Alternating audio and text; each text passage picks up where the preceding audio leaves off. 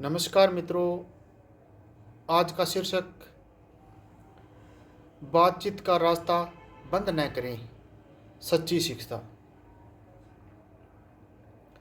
कहते हैं कि बातचीत का रास्ता बंद न करें।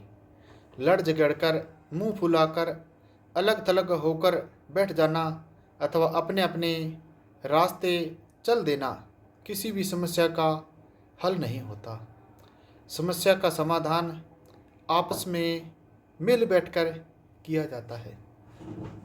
यानी कोशिश यही रहनी चाहिए कि बातचीत का रास्ता बंद न हो। संबंधों में कितनी भी कटुता क्यों ना आ जाए, उनसे किनारा तो नहीं किया जा सकता। देर सवेर उन्हें सुधारना ही पड़ता है। जब सब कुछ बिगड़ जाता है तब उन्हें जोड़ने पर एक गांठ सी पड़ जाती है। बाद में यही कहकर उन्हें भूलना होता है कि पुरानी बातों पर मिट्टी डालो, उन्हें भूल जाओ। बड़े बुजुर्ग गलत नहीं कहा करते। मिलजुल कर एक होकर रहने की शक्ति से हम सभी परिचित हैं। समाज में, अपने आस पड़ोस में, अपने कार्य क्षेत्र में, अर्थात हर स्थान पर यदा कदा मनमुटाव हो जाते हैं।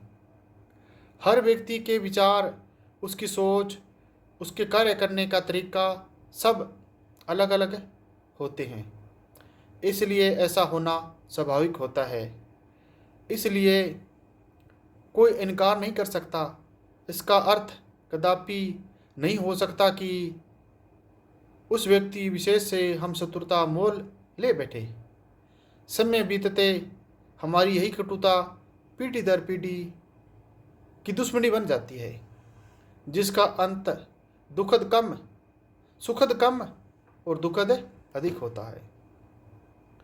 इससे किसी का हित नहीं साधा जा सकता। आगे कहते हैं कि दो लोग या दो समूह में भी यही झगड़े की स्थिति बनती है और पुलिस थाने अथवा कोर्ट कचहरी में जाने की नौबत आ जाती है। तब भी अंततः समझौता ही करना पड़ता है।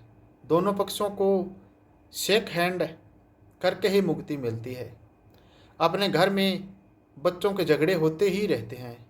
तब हम उन्हें गले मिलवाकर, एक दूसरे को सॉरी कहलवाकर, यानी उनमें समझौता करवा देते हैं और बच्चों के साथ साथ हम भी खुश हो जाते हैं। उन्हें हम यही शिक्षा देते हैं कि झगड़ा मत करो, प्यार से रहो, गलती हो जाने पर माफ़ी मांग लो और मिलकर रहो। बच्चों को हम शिक्षा अर्थात सीख देते रहते हैं और उनका कोमल हृदय हमारे प्रति समान होने के कारण वे हमारी बातों को मान लेते हैं। परंतु जब हम बड़ों की बारी आती है तो हमारा आड़े आ जाता है, मतलब हमारा अहंकार आगे आ जाता है। हम दूसरों को दी हुई अपनी सीख को भूलकर अखड़ जिद्दी बन जाते हैं, हठी बन जाते हैं। बच्चे यदि हमारी बात को अनसुनी करना चाहे तो उन्हें हम डपटकर, धमकाकर, अपने जोर आक्रोश से हम अपनी बात मनवा लेते हैं उनसे। उनके समक्ष समय क्या उदाहरण रखते हैं। आगे फिर कहते हैं कि घर परिवार में होने वाले झगड़े प्राय गलतफहमियों अर्थात गलत फैसलों के कारण होते हैं। जिस प्रकार नाखूनों से मांस को अलग नहीं किया जा सकता, उसी प्रकार भाई बंधुओं से पूर्वाग्रह के कारण किनारा नहीं करना चाहिए। सियाने कहते हैं, अपना मरेगा भी तो छाया में ही फेंकेगा। रिश्तों के धागे, आगे एक विचारधारा और है जिसमें कहा गया कि रिश्ते के धागों को मजबूती से पकड़े रखना चाहिए। रिश्तों के धागों को मजबूती से पकड़े रखना चाहिए, तोड़ना नहीं चाहिए। फिर जब जोड़ने का समय आता है तो एक कसक रह जाती है। कभी कभी यह एहसास हो जाता है कि बिना किसी की खास गलती के कारण इतने समय तक हम एक दूसरे को दोषी मानकर कोसते रहे। हम राजनीतिक कूटनीति पर नज़र डालें तो युद्ध में देखते हैं कि युद्ध के बाद भी दो देशों को आखिर समझौता ही करना पड़ता है। वहाँ पर दुश्मनी के बाद भी बातचीत बंद नहीं की जाती, परंतु मानव मानव का दुश्मन बना बैठा है। अपना व्यवहार ऐसा रखना चाहिए कि उससे किसी का अहित न हो। बातचीत का रास्ता हमेशा खुला रखना चाहिए। अपनी हठधर्मिता को त्याग कर मिल बैठकर सदा ही सकारात्मक समझौते होते हैं। उनका मान रखने से सबको प्रसन्नता होती है जो अमूल्य होती है। अपनों का साथ बड़े ही भाग्यशालियों को मिलता है। इस सौभाग्य को दुर्भाग्य में बदलने से सबको बचना चाहिए। मतलब आज की जो विचारधारा है, बातचीत का रास्ता बंद ना करें। कहते हैं कि अपने अपने पराए पराए। साफ सुथरी बात है मित्रों।